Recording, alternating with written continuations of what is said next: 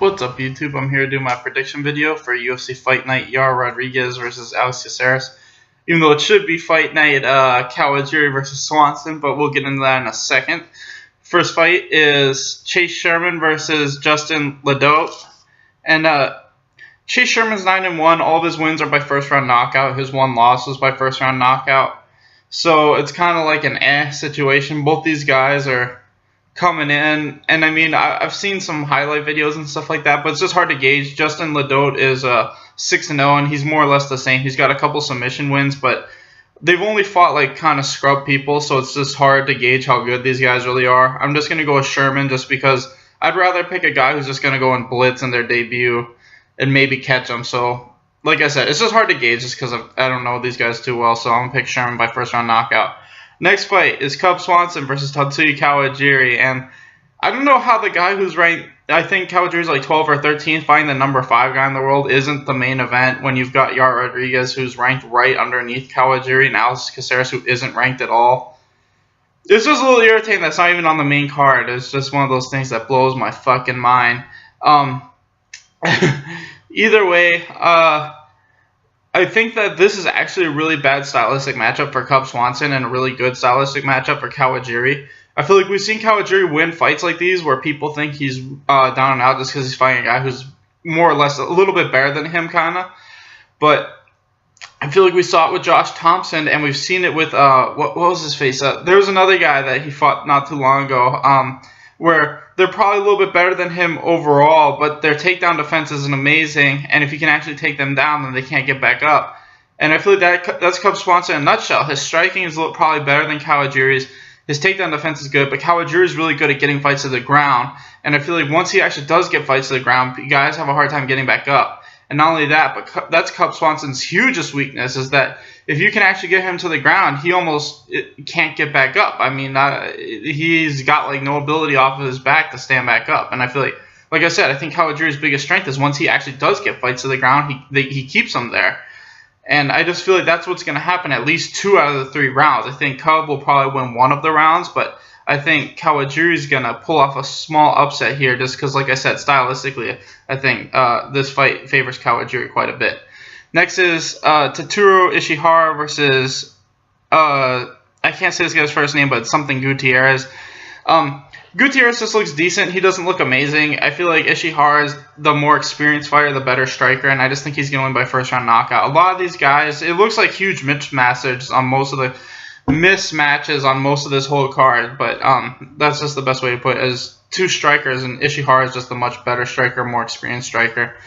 Next is David Tumor versus Jason Novell, and Jason looks like he's got some jiu-jitsu, but that's about it. I think David, he was on The Ultimate Fighter, the one with Conor McGregor. He's the Swedish guy with super good striking and really good wrestling, despite the fact that he's never wrestled before. I think he looks like a really solid up-and-comer, and I think he'll be able to stuff the takedowns and win by first-round knockout. Next is Victor Pesta versus Merson Tybura. And Merson made his UFC debut. He's that Polish guy with really great kickboxing. He just got out-wrestled a little bit in the first 2 rounds, but we really started to see him come alive in the third. I think that Victor Pesta, this will probably be like Victor Pesta's last fight against Derek Lewis, where he'll probably win the first round, start to fade in the second, and I think Merson's going to start to pick it up with his really good kickboxing and finish him late in the third, just with better cardio and better striking. So I've got Merson winning by 3rd round TKO. Next is Court McGee versus Dominic Steele, and this is tough to gauge just because I don't know where Court McGee is at this point in his career. I think, he's 1-1 since he's come back. He had like a 2-year layoff, and he looked decent in his first fight, and then he got knocked out really early, and that was the first time he'd ever been knocked out. So I feel like this is a good fight for him, though, because Dominic Steele doesn't have a lot of one-punch knockout power. He's more like a grinder, and they're both grinders. I think technically Court McGee's a little bit better everywhere except for the wrestling. I'd give that slight advantage to Dominic. I think this fight is really just going to come down to who has the better gas tank. And like I said, I think Court's older and he's got a little bit more wear and tear. But I think he's better overall. So I think Court, as long as he can keep this into a striking match, maybe like a jiu-jitsu kind of grappling thing, I think he'll win by late finish. So I'm going to pick Court McGee to win by TKO. Next is Mariah Morse versus I don't know how to say this chick's first name, but it's something Taylor. And I think they're just feeding Mariah Morse a win here. The Taylor chick just looks kind of decent, like she's making her UFC debut. I think they're just trying to feed Mariah a win because, you know, she's 1-1 in the UFC, but she's still ranked pretty high because she beat Joanne Calderwood in her debut. I think Joanne Calderwood's better than her. She was just at the wrong weight class, and now that we see Joanne at her right weight class, she's a fucking badass. But either way, I just feel like they're feeding Mariah a win here, and I think she wins by first-round submission. Next is Trevor Smith versus Joey Gigioli.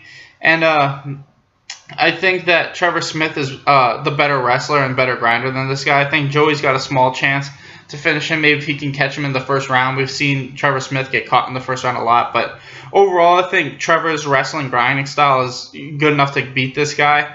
I'm going to pick Trevor Smith. I just don't think he gets caught in the first round. I think he's able to just grind this fight out.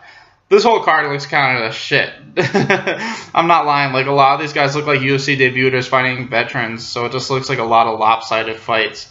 Next is Santiago Ponzinibbio versus Zach Cummings. And from here on out, it looks great. It's just those fucking undercard fights and shit didn't look amazing. So Santiago Ponzinibbio versus Zach Cummings. Zach Cummings is a really great wrestler. He's got some striking. He just beat that guy who's undefeated.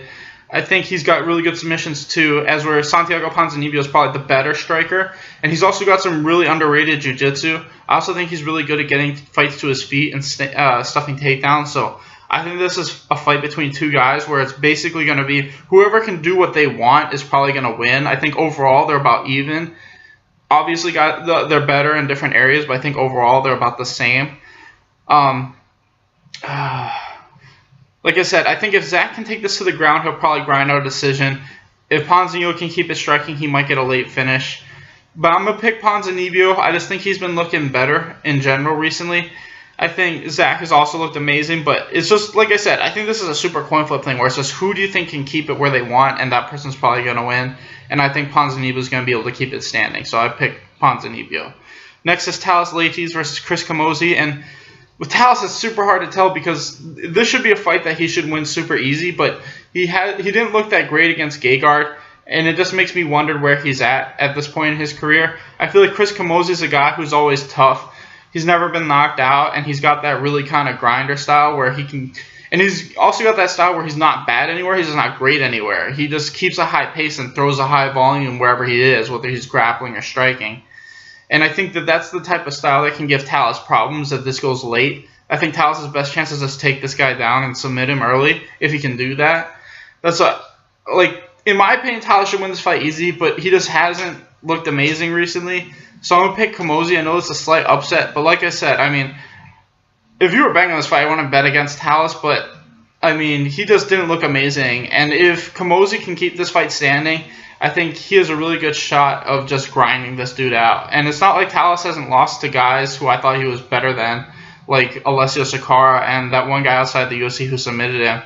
You know, if he has a hard time putting fights where he wants them, then he kind of fades. And I think that if Camozzi can stuff takedowns, he'll grind out a decision. So I'm going to pick Camozzi by either split or like a 29-28 decision.